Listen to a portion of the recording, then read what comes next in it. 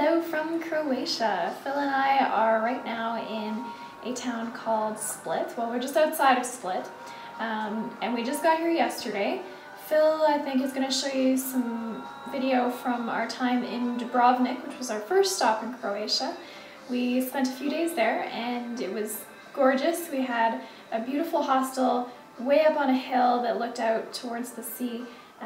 And we spent some time wandering around in the old town, which unfortunately Phil forgot to bring the video camera with us for that, but maybe we'll post some pictures of that or something. Anyway, we were having a great time there, but the one thing that we can't live without, that doesn't matter to most people, but it does to us, is that our internet connection was not the greatest there, so we couldn't get any work done, and so we've moved on to Split, which is a little bit different. It doesn't have as much cool stuff going on as Dubrovnik. But we are in an amazing hostel here that is overhanging the Mediterranean, and up here is the Adriatic Sea. Absolutely gorgeous, perfect location, and we're having a lot of fun so far. And we have good internet. Oh yes, we have perfect internet right in our room. We also have, this kitchen is in our room, which is pretty cool.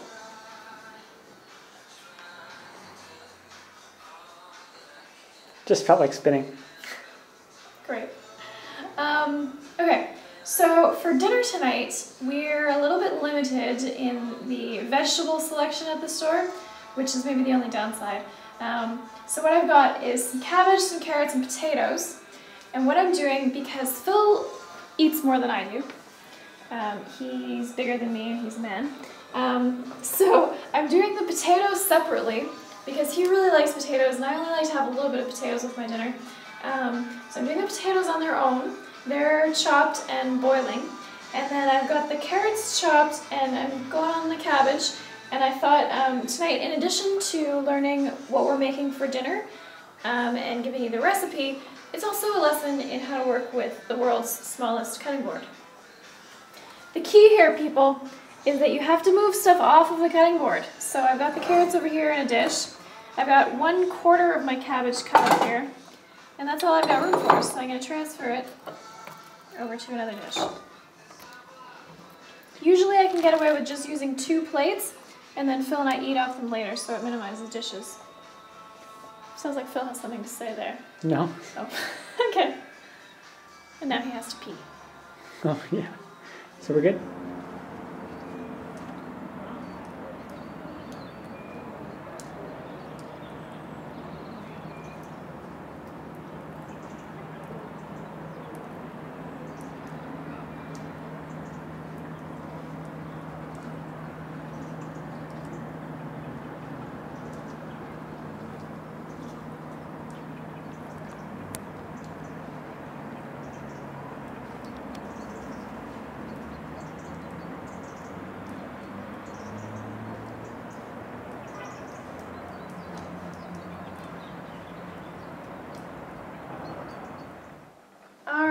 I've got the cabbage all cut up. It's amazing how cabbage expands when you cut it. This is half a cabbage, chopped, and then I've got a pan here which has some water in the bottom here. Some people call this water sautéing. Technically it's steaming, and I'm using probably more water than most people would use for water sautéing, but I actually do want to steam things, so I'm going to put the carrots in here. I'm going to put the cabbage in as well.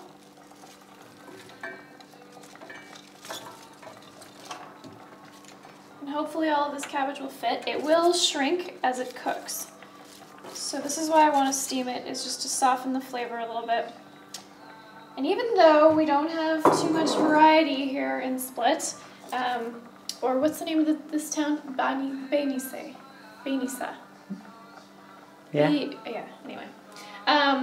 Even though there's not that much variety in vegetables, we haven't had any cabbage since we've been on our travels. So it's probably a good thing, because the lack of variety is forcing us to eat some cabbage. Very good for you, super nutritious, and we'll just let it wilt a little bit here on the steam. Okay, so I bet you when I put cabbage in a pan and said I was going to steam it, you all thought, ugh. Okay. There are some keys to steaming cabbage properly.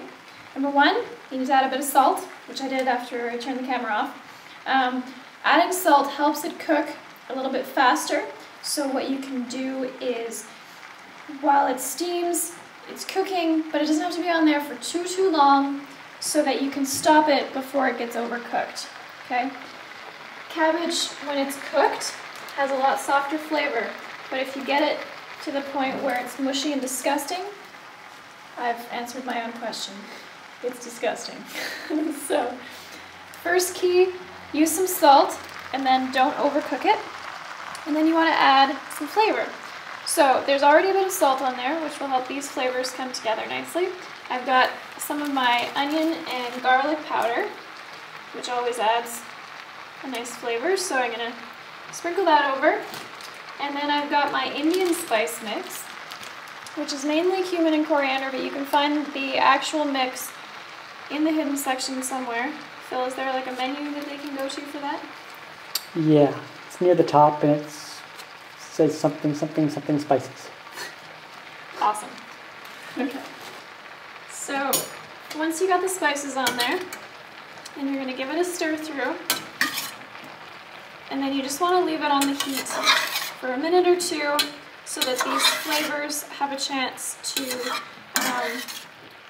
enter into the vegetables and just kind of merge a little bit better. If you take it off right away, the spices are going to be kind of powdery and chunky and, you know, not that appetizing. Then I've got the potatoes all on the back burner, and what I did with those over here. Sorry, I was daydreaming. They got drained, and then what I did was add a bit of onion and garlic powder again, as well as my Italian herb mix, which is also listed there in the spice mixes. And then a nice way to incorporate flavors around potatoes when you're not using oil is to use a little bit of mushed up potato. So as I stirred it around, I mushed the potatoes a little bit so that the herbs and the garlic and onion powder would kind of mix in with the potatoes. And then I turned the burner off, but I've left the potatoes on that hot burner so that a little bit of heat gets through and the herbs have a chance to really stick to those potatoes. So that's about it for dinner. Phil, I imagine, will, I don't know, I lost my train of thought there, but anyway, we're gonna eat dinner now. Yum! Bye from Croatia.